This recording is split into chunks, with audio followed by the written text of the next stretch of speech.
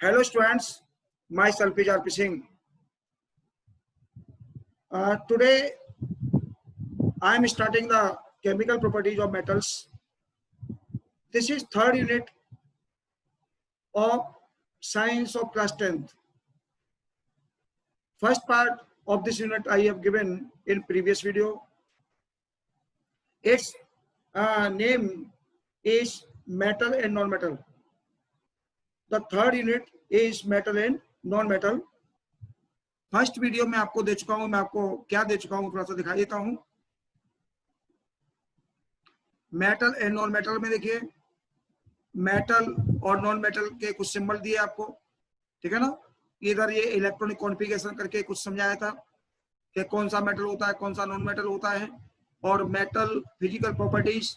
हमने मेटल और non metal की फिजिकल प्रॉपर्टीज कंपैरेटिव एक टेबुलेट करके यानी टेबल में दिखा करके आपको समझाया था। ओके, अब पार्ट नंबर सेकंड इसका दे रहा हूं आज के वीडियो में। वीडियो नंबर 2 में part second chemical properties of metals, that is number 1। First क्या है? Reaction with air. Air means O2, oxygen. तो ध्यान रखिए metals combine with oxygen to form metal oxide.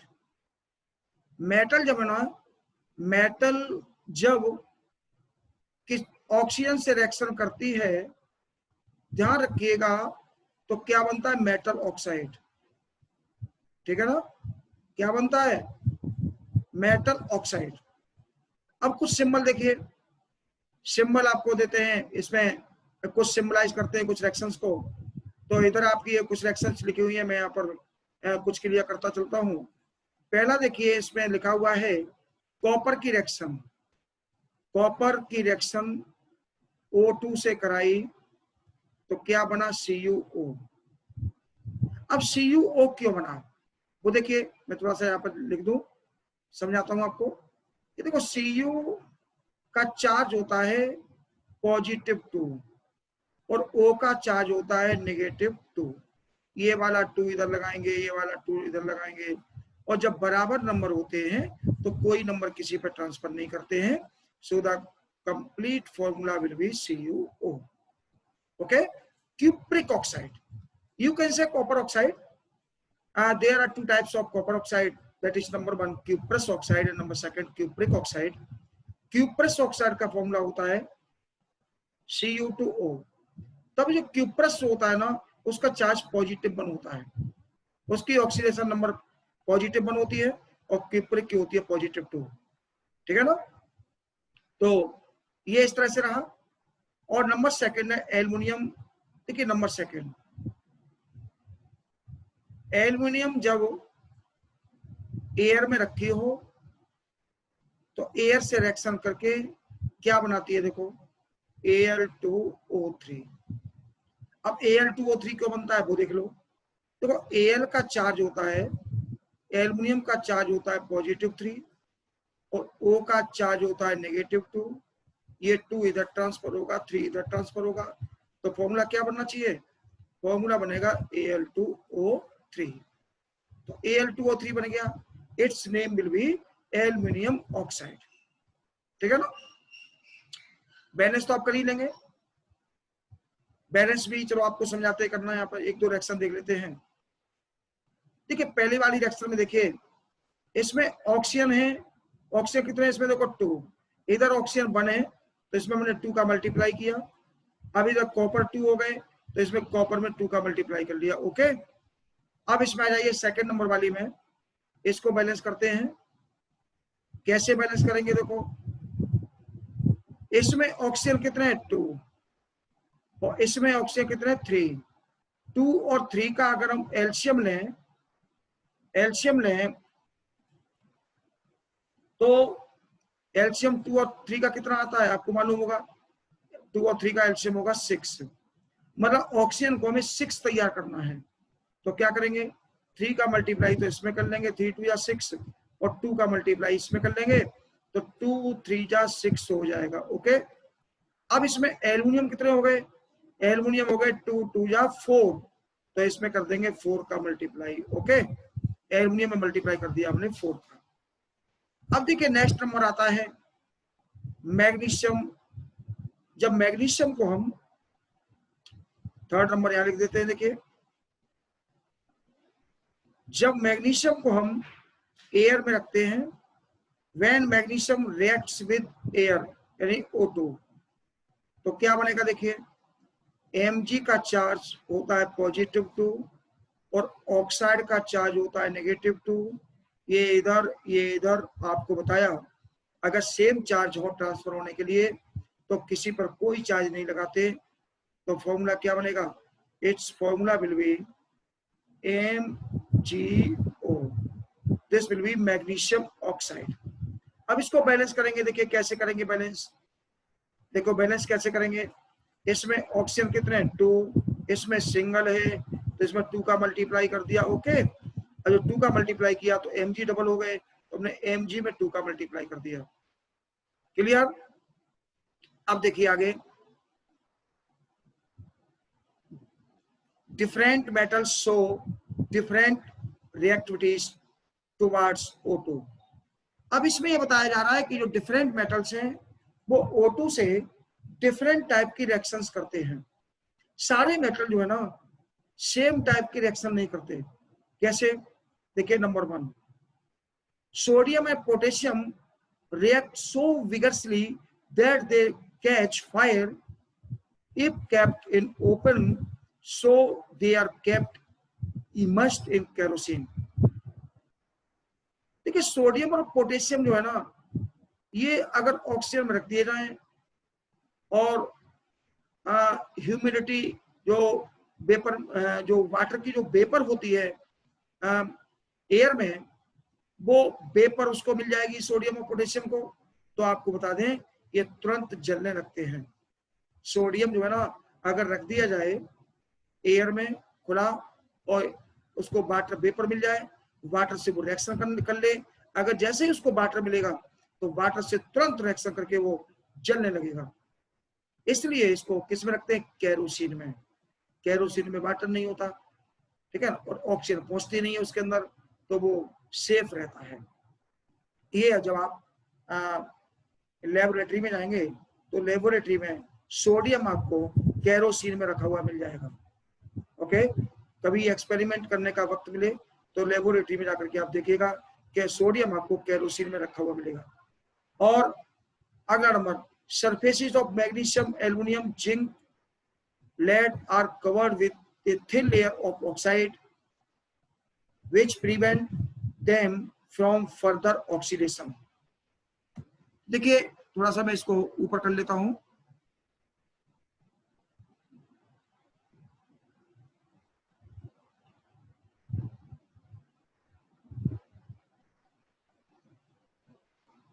देखिए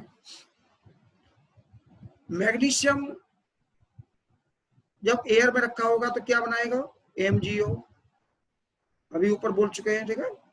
एल्युमिनियम जब रखा होगा तो Al2O3 बनाएगा, जिंक जब रखा होगा तो ZnO बनाएगा, जिंक ऑक्साइड बोलते हैं इसको, और PbO बनेगा, लेड ऑक्साइड। अब इसमें होता क्या है कि जो मैग्नीशियम है, एल्युमिनियम है, जिंक है, लेड है, ये जो है ना इनके ऊपर इनके ऑक्साइड की थिन लेयर, पतली सी लेयर बन जाती है, जिसके कारण ये फिर आगे फर्दर ऑक्सीजन से रिएक्शन नहीं करते हैं, ठीक है। जैसे मान लीजिए सपोज, मान लीजिए, कल्पना कर लीजिए, इमेजिन कर लीजिए, ये सपोज एल्युमिनियम का वायर है, एल्युमिनियम की कोई रॉड ले लो, एल्युमिनियम का वायर ले लो, एल्युमिनियम का कोई पॉट ले लो, कुछ भी ले लो। इस एल्युमिनियम को जब हमने एयर में रखा तो इसके ऊपर एल्युमिनियम ऑक्साइड की लेयर बन गई, तो एल्युमिनियम ऑक्साइड की लेयर ने इसको कवर कर लिया, ठीक है।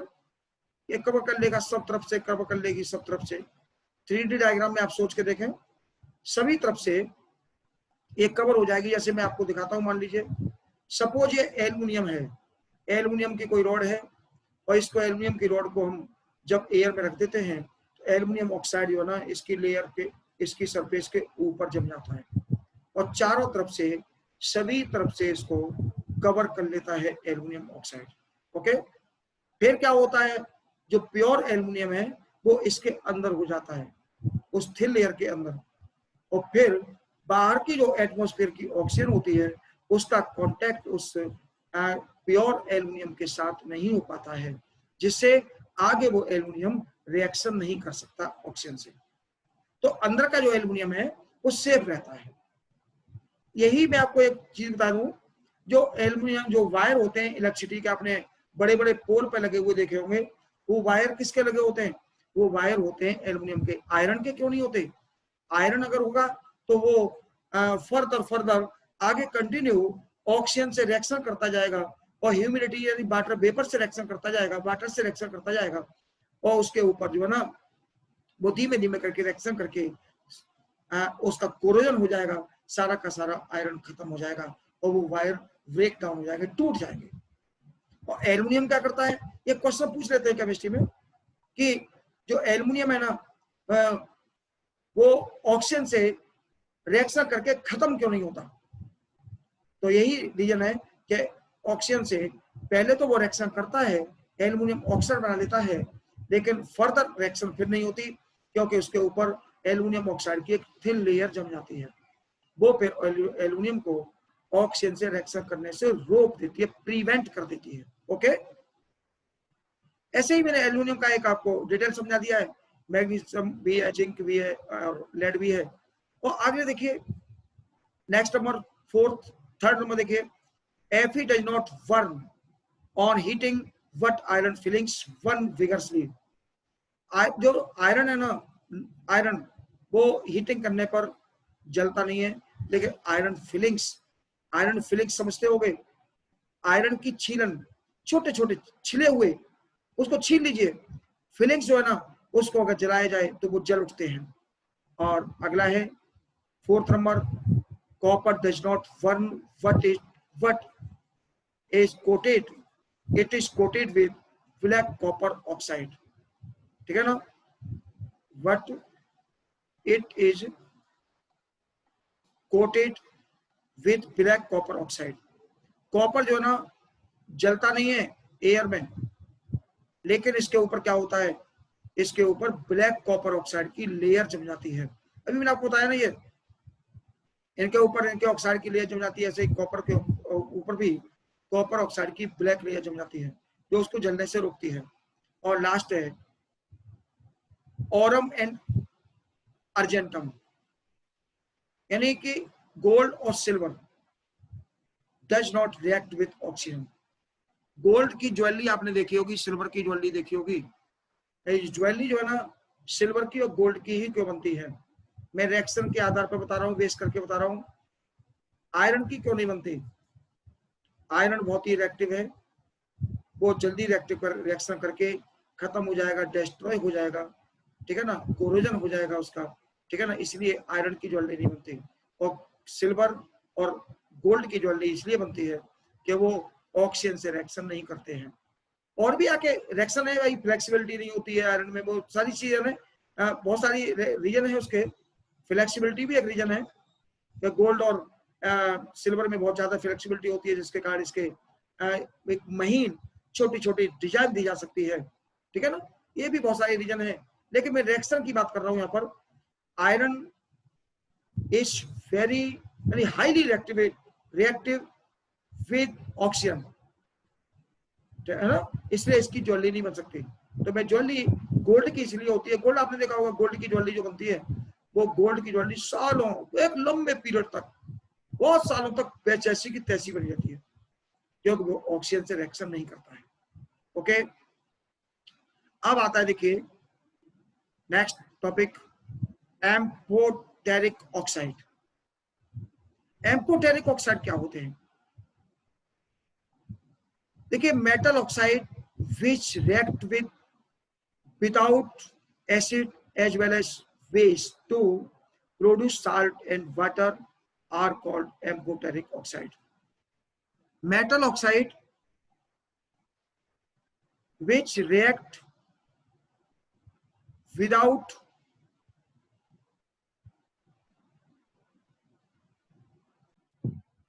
देखिए इसमें टाइप करते समय ये पूरा वर्ड जो है ना मिल गया है, इसमें स्पेस बार की का यूज नहीं हो पाया, इसलिए मैंने इसको नीचे अंडरलाइन कर दिया है।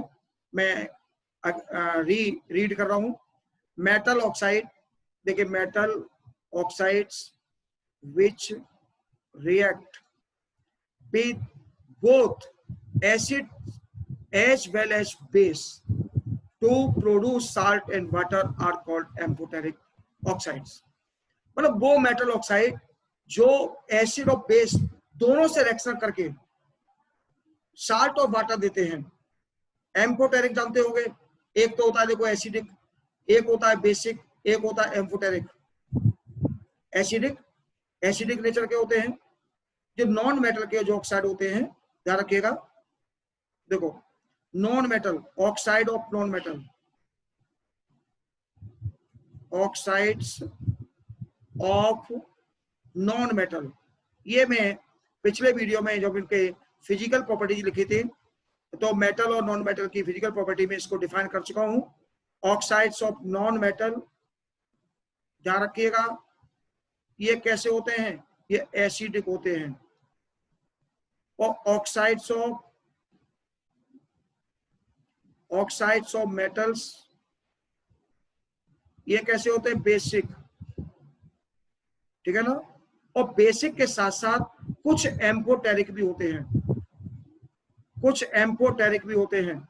एंड ध्यान रखिएगा एम्फोटेरिक,